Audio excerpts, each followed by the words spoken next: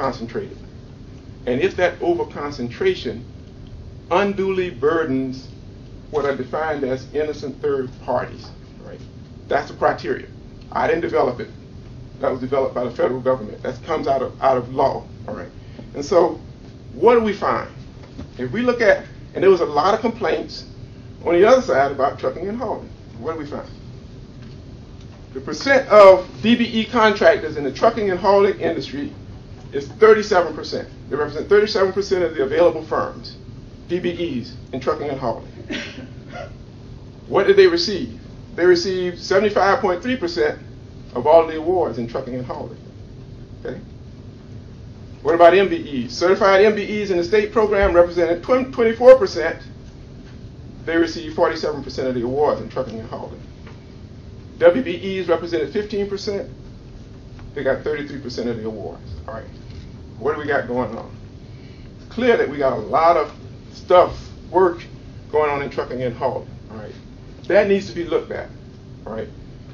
And I didn't suggest policies. There are policies and procedures, but here are the issues that you have to be sensitive to.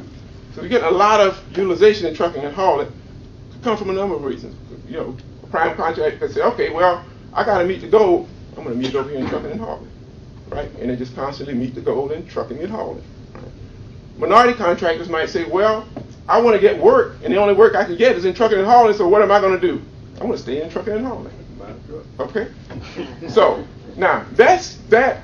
All right. That means that there's a lack of diversification. If I look at all of the data, when I look at what's happening, particularly among black contractors, it's trucking and hauling. So there needs to be programs put in place, right, much like construction managers program, that working along with NCDOT diversifies, you know, the capabilities of those firms in broader industries, all right? And there's some other things, but anyway, that's an issue.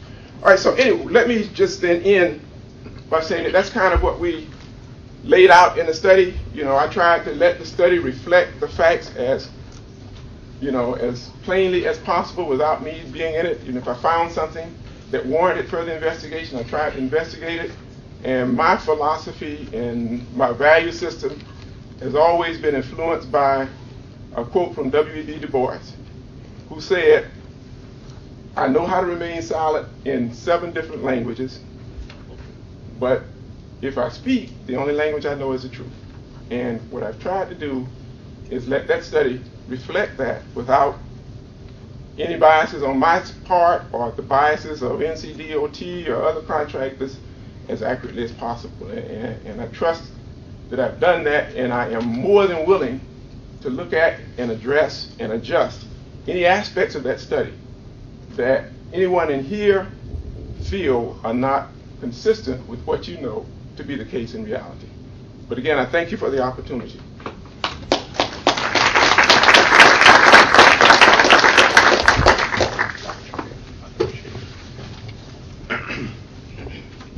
Thank you, Dr. Boston.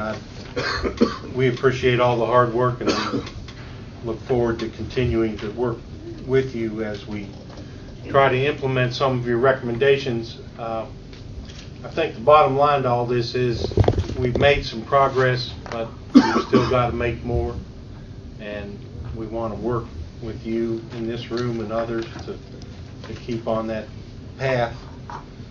I do want to introduce now Anthony Roper, our Deputy Secretary for Administration and Business Development. He's going to moderate our panel discussion. I believe Curtis join us? Yeah, that's true. Thanks. We appreciate you being here with us today. Anthony Roper has been with DOT since his college days, when he spent his summers working in the resident engineer's office down east in Plymouth and in the geotech office in Greenville. In 1989, he came aboard as a temporary transportation construction technician in Division 9, and that's out in Kernersville. And he began his career full-time with us as an engineer, now oversees our administrative functions and business development functions. He's a great leader for us. I'm privileged to work with him He's going to act as our moderator, so I'll turn it over to Anthony.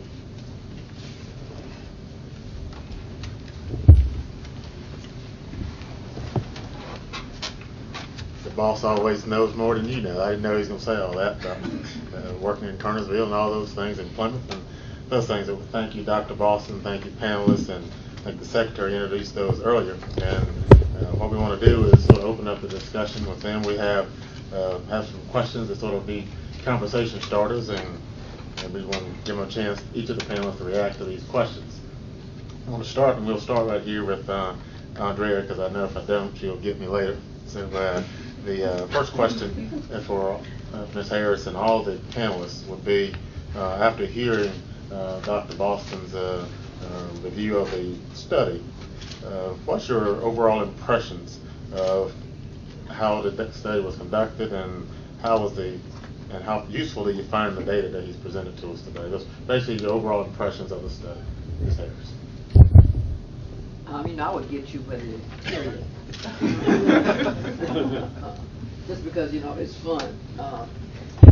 But let me say first that, I've read the executive summary, but I would hate to make a statement going on record in the absence of reading the full study. That's right. So while I love Danny Boston and trust Danny Boston, I cannot, say to you at this point, what my response is to the study, because I have not read the study.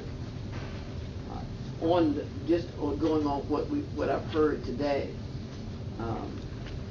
I would have to say that I didn't hear anything that was surprising or new. I think it does say to us that oftentimes the industry sector that we find minority firms overly concentrated in or going after work in, is people go where they think there's opportunity. So that if they don't see themselves as having access to opportunities as suppliers or in providing professional services or doing other components of work, but if where they see the opportunity is in grading or trucking or some aspect of seeding or landscaping, then that might be where they are. That's one. Two, I was glad to hear him give some context to why we may have some of the challenges that minority-owned firms, particularly racial and ethnic minority-owned firms, face. Because too often people just assume that because there is some law or piece of legislation that all other conditions, went away. And so we know that in large measure, many of the problems that minority-owned firms and women-owned firms face has to do with, in large measure, two things. One, lack of access to the opportunity, because business is market-driven, and lack of access to affordable capital. And if we could do those things, if we could figure out how to do the management piece. We always talk about the 3 M's of money, markets, and management, but there's no need to be in the business if you don't have access to that particular market opportunity. I think there were some positive things that I heard with regard to the SBE program. I think we all felt that over time the SBE program was a good example of a race-neutral strategy. If we could increase the amounts of money available to the divisions, and if we also change some of our practices sometimes. I say, if you really want to do business with a woman or a minority-owned firm, if it's about making 3 telephone calls, and just if I can call 3 white people, call 3 Native Indian Americans. If you call 3 black people, call 3 women. Create some diversity in the telephone calls sometimes, particularly when you know that firms exist. So I would hope that as we read the full study and the findings, that the department can be collaborative. I don't think that the problem first I would say that, let me step back and say that this is about business development. And if we are committed to growing our state, then we have to be committed to growing all businesses, period.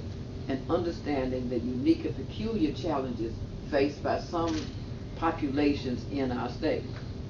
to